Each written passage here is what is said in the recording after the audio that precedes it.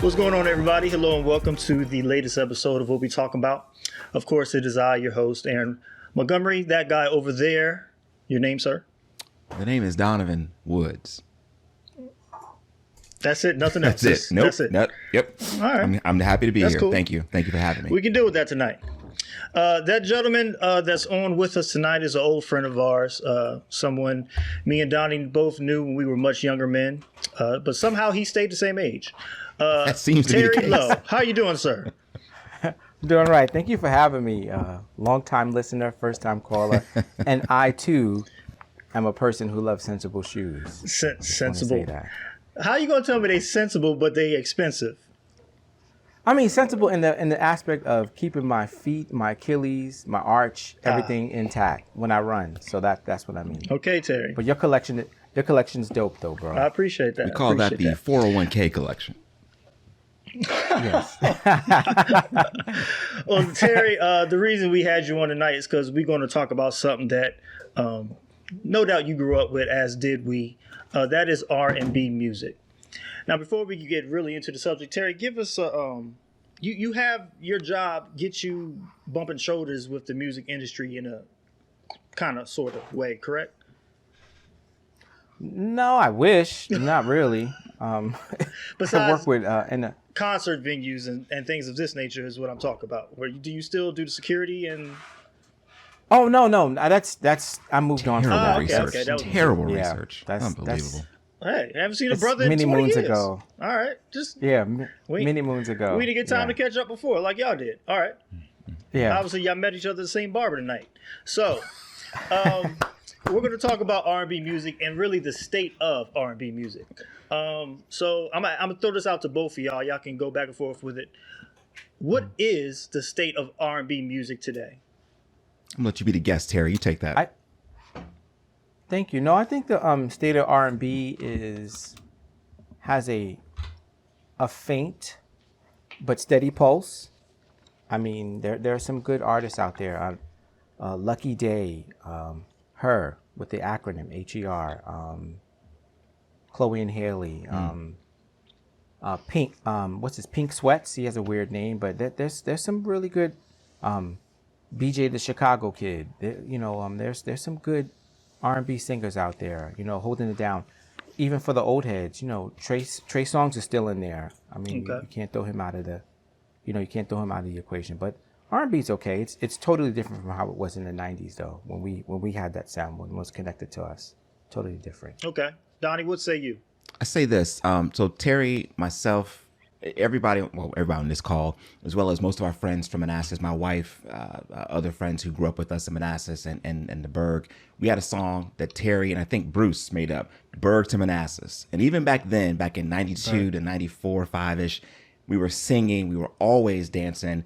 Like when I met Terry, I was like, I thought I could dance. Then I met Terry and I was like, great day. Okay, I can't dance. So at that time, R&B to me stood for, from New Edition to Total to, I don't know who else, Janae. It just ranged to everyone who sang, right? High Five. But then something changed where you started having where you just had guest appearances from rappers. It became R&B artists make guest appearances on hip hop songs. And that flipped like in the late 90s, early 2000s. So to me today, I want to be that old man and be like, it ain't the same. It's garbage. I'm not going to do that. I'm tempted to, Aaron, but I feel like as what Terry brought out, you have artists like Her. Probably my favorite artist in terms of R&B. I still think, I don't know if I'm even saying her name right, SZA, S-Z-A. Her album, that one album is phenomenal to me. A lot of female artists I like. The male, I don't know, Terry, do you like the male artists as much as you did back in the day when you had Usher, Tevin Campbell, like Brian McKnight? I don't feel the same as well. I feel the same. No. I mean, I'm happy that I agree with a lot of how people feel now about The Weeknd being ignored, and I'm glad he's getting his accolade for performing at the Super Bowl. But he's not my favorite. Wait, hold on. He's singer. He's the Super Bowl act this year. Yes, he's the Super Bowl act this year. Okay. And he deserves that. But that's not a person I can listen to for like I can, you know how we can listen to New Edition and not get tired of it. You listen to The Weeknd, it's like I could take, 5 to 7 songs, Right. and I'm done. Sounds monotonous, but Yeah. there are people who love him, but like I said, I'm glad he's getting his props now, as opposed to So later on. y'all both have agreed that at the very least, it's definitely not the same as what it was when we were in our teens and 20s.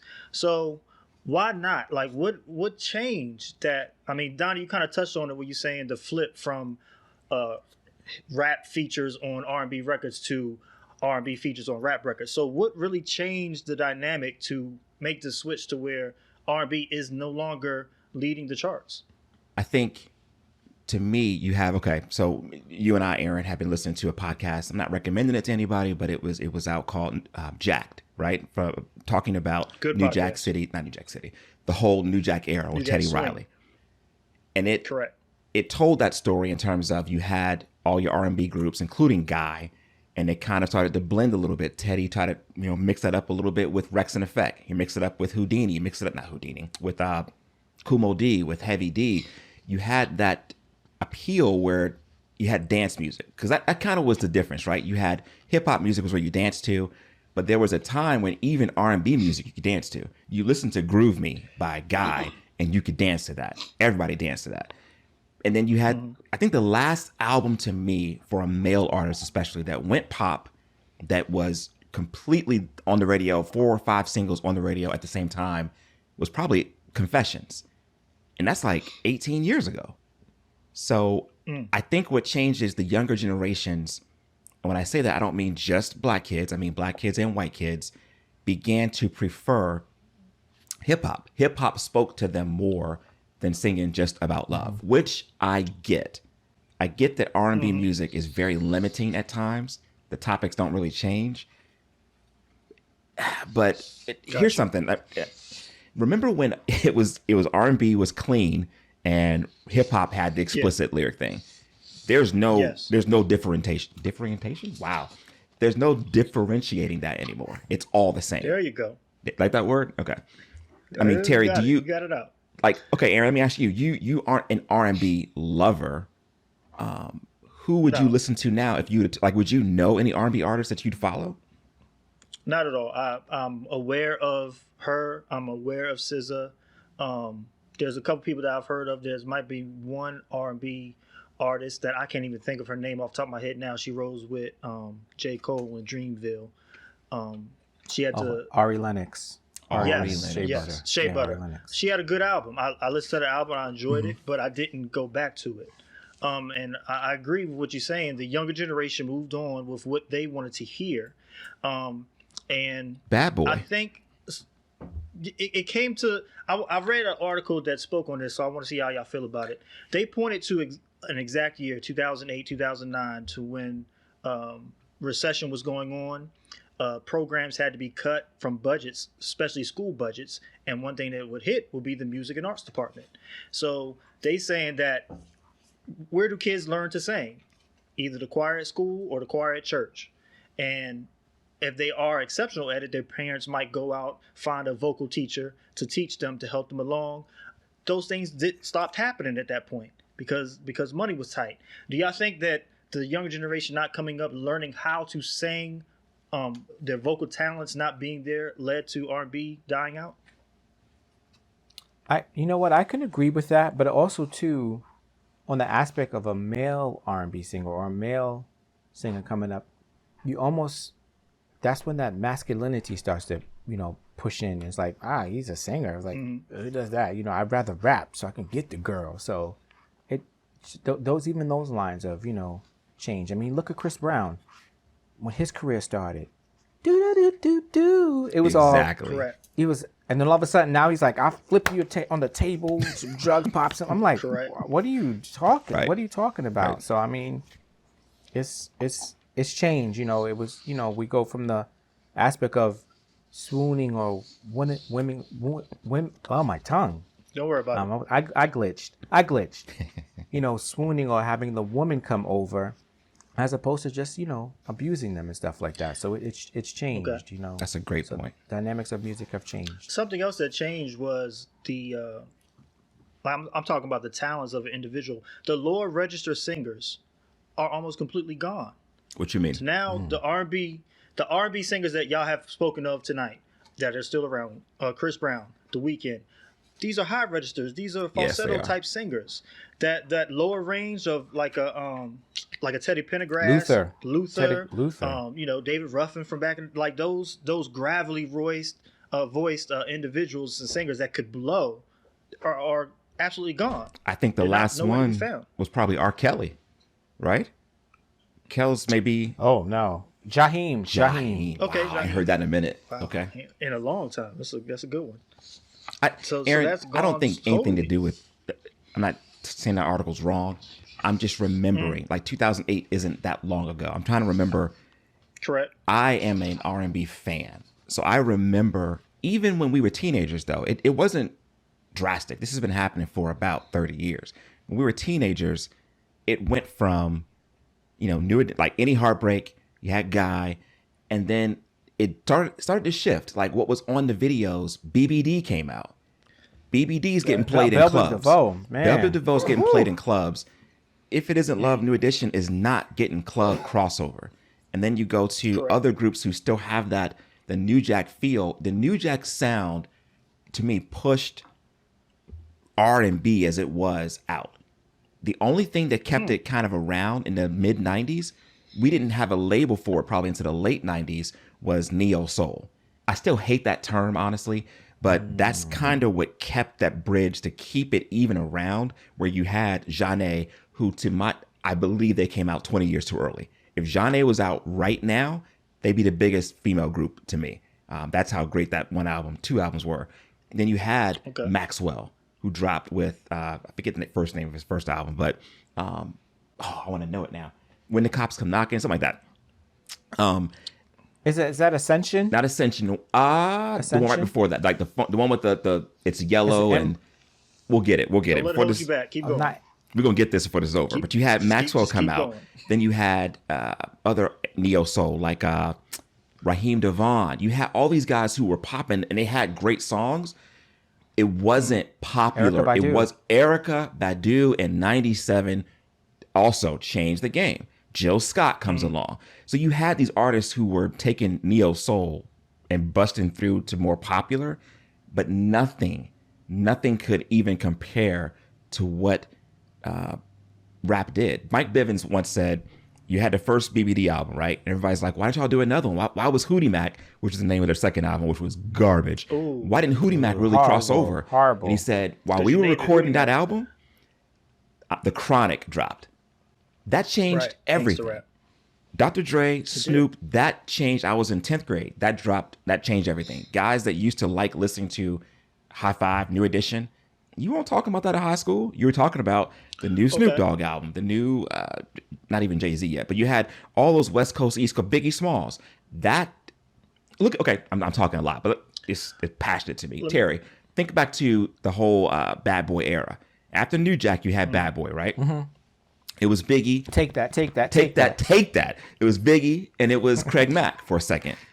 Total came out, but the R&B artists under Bad Boy got trashed.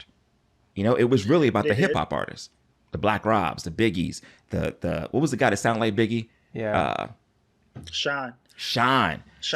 So let me ask you this. This might be where you're going with it, but Terry, I'm gonna throw it to you. Did it become corny or soft to like R&B as a guy? I think, and that's what I'm glad you said that, Aaron. I think it did for a minute. Like, it was like you were being too sensitive. You're being in your feelings. So it did. I mean, even look at Carl Thomas. He was under the Bad Boy label. He didn't, he didn't go that far. I mean, think about Mario Winans, who was the writer behind that. He was in the Bad Boy label. He didn't go that far. So That's somebody that came top of mind because I feel like his hit song. Which one? Carl was Thomas? Mario Winans. His hit song, the only song that he had that was ever close to a hit, is what started the down road of R&B. And if you remember, it was a song called sample. I Don't Want to Know. Yeah, and it's a sample. It was a sample No. from Yeah. the Fugees, Ready or Not. But the lyrics of the song was his girl's cheating on him, but he don't want to know if she cheating. And that was some soft stuff. And I feel like that. Apparently, you is felt what some kind of way about them lyrics. The roller coaster of R&B started going straight down once that song became. I think it was like a number 2 hit single. That It was a hit, but it was really a hit because of the beat. The song is garbage, just like the other artists we talked about, Aaron. Like, to me, Case is garbage. His voice is not strong, but he had 2 or 3 songs that were hip hop samples that he sang over. That Puffy, I'm not blaming Puffy. It ain't him. He gave people what they wanted. But that era of 90s R&B towards the end, right to the 2000s, R&B became trash. R&B was garbage. It was neo soul was kind of what was saving singing. Your Maxwell's, like, It was. that was keeping it alive. I agree. Got you. I totally agree. Yeah, and then that was Urban Hang Suite. Hang Suite. Maxwell Hang Suite. Yeah. So let me ask that this: was it. since we agreed on R&B definitely fell off from what it used to be, the height that it was at when we were young. But Terry, you mentioned that there are artists that are still around. There's some OGs still here, some new artists that are still doing it. So do you think it's going to ever get back to the level it was? Unfortunately, no. You know what's funny about that? This is how much R&B is being ignored. One of the biggest pop singers, Justin Bieber's last album, he even pleaded and wrote to the Grammy Academy and said, "This is an R&B album. Please acknowledge it as so." They didn't. So it's just like you said, I think because of budgetary and I think because of people's attention spans, they're really trying to push this to the side. You know, really trying to push R&B to the side. And the great legacy, the Motown, the doo-wop sound that comes with R&B, if that happens, will be just an afterthought. And I'm hoping that, you know, with the dialogue that we have here and just people still having love for R&B, that the flame will still continue. But the lines are really blurred with that, unfortunately. I'm going to disagree strongly with Terry. I'm going to disagree. And I don't usually disagree with Terry. He usually drops knowledge, but I just think stuff is cyclical, you know? And I think hip hop music overall, what's popular is garbage. And I'm not saying that as the old man on your porch, but hip hop was about lyrics, even more so than just the beat, but the strong, great beat, great lyrics. Now I can't understand what you're saying. Now it is totally abusive to women, disrespecting women, to the point where now I won't get into the whole what women say on record, but I'm just saying it's not the art anymore. It's just about manufacturing songs, song. Even probably the biggest rapper right now is probably Drake, right? I can't name 5 Drake albums because he has 45,000 singles that I don't know which album they're even on. So that also changes that dynamic. You don't even know what. That's true. What's from where, Because how. albums aren't a thing no more. They're not to a create thing. an album isn't a thing no more. It's not. But here's the thing. You can't rely on what the old guys. So Usher's coming out with a new album in a couple of months. That's not going to be what saves it. It's going to have to be, and I hate to say this, but it's going to have to be a white artist like a Justin Bieber that can recategorize music, because the black artists, and I say this meaning if you have Jill Scott and you have Adele, I don't care what you say. I think Adele is a once in a lifetime voice, but I also think Jill Scott is a once in a lifetime voice. If Jill Scott sang the same songs that Adele sang, no way in the world are they as big as they are. So I'm not blaming Adele. True. I'm not blaming Jill. I'm saying what's the facts. I just think it'll take that type of an artist, a white artist, maybe even international, that has to really bring R&B back to the forefront. The problem with that is, Donnie, that when a white artist does it, it no longer is categorized as R&B. And that it sucks. instantly becomes pop. It instantly goes to pop. Whatever they, even, you know, when Eminem became the number 1 rapper, it's no coincidence that rap now is the number 1 genre of music after he came in and sold millions. So, unfortunately, I don't think you can point to a white singer and say, if they can do it, it'll bring it back, because the world would push them into the pop category and it never be understood as being R&B, in my opinion. And Aaron, case in point, Justin Timberlake. Right. Every album he's made, starting with Justified, was R&B. Yeah. You know, my wife was telling me the other day that, we read somewhere that half of those songs that Pharrell wrote on the Justified album were for Michael Jackson, but Correct. he refused them. Correct. So if Michael Jackson had them, they would have been R&B songs. Exactly. But Justin Timberlake had them. They're pop songs.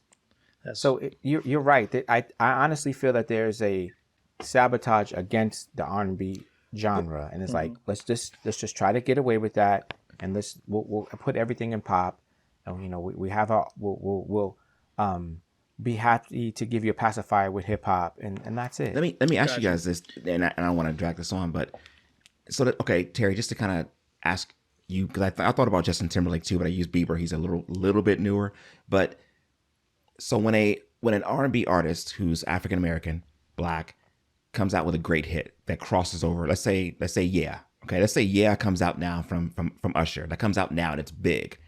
Do you think it's no longer, even as a black artist, is no longer categorized as R&B? It becomes pop. Like was Michael, because that's what I feel like Michael Jackson, Off the Wall, right?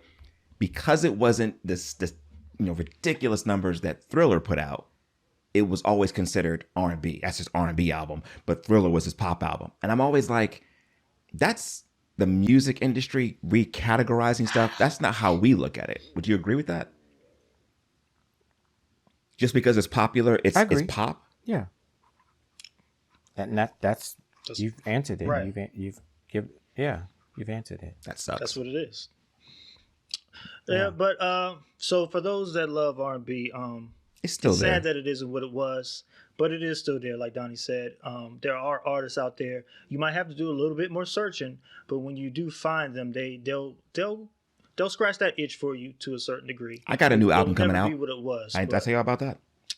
I ain't just doing podcasts. You think I got all this equipment just for podcasts? Be on the lookout. I'm putting it on Spotify. That was a waste of time. We could have stopped the recording 5 seconds ago. Exactly. All right. Terry, thank you for joining us this evening, sir. Thank you. I appreciate it. It's so good good to see seeing you. you all. All right. Thank you for including me. And thank y'all you guys. thank y'all for watching. Please, if you like, subscribe, click the like button, and join us next week. All right. Peace.